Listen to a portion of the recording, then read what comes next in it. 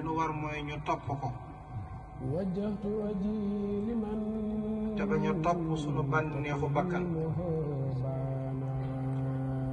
topp sëriñ bi nag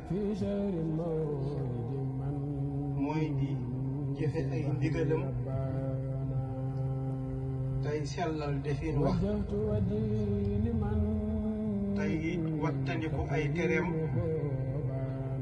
te bu la seytaane jumloo ba sa bakkan nga gaawe ak tuub te sellal tuub ga. loolu moo di topp. su ku bàyyi loolu nag ku bàyyi ndigal yi leneen loo jàpp na nga xam ne ci seytaane nga jàpp waaye jàppuñ sëriñ bi.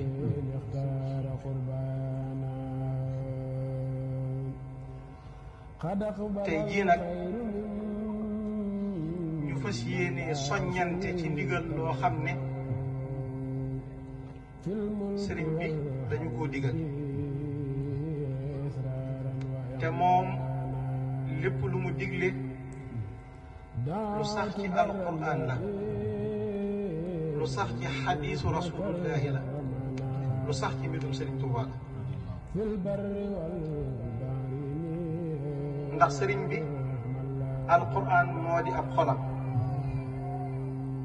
xadiisu rasulullahi moo di am xelam waxi sëriñ Tuubaa moo di aw làmmiñam mësul denc yett yi. maa ngi fàttaliku bis mu toog ci barabam bu tedd ba jublu xibla gannaaw tàkkusaan la toogaay bu yàgg ba timis di bëgg a jot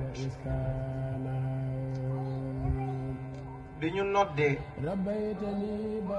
ñun ña fa toogoon te li ëpp ca mbooloo ma fa toogoon ñun ñii la woon ñun daara ji sëriñ bi ninu jug leen ngeen dem julli ji.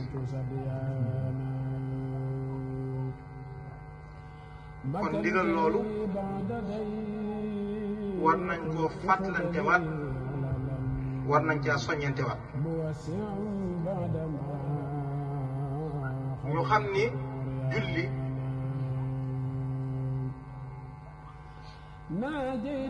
Sëriñ Tuubaa dafa wax ni qad saxa anna salawaati alxamsa faridatun xukman wuqiitum labsa bizikri wa sunnati wal ijmaaci.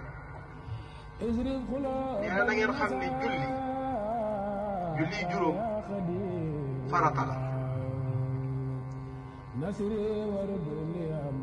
lu sax ci alquran la lu sax ci sunna si yonent bi la boroom xam-xam yépp maase dëppoo ci.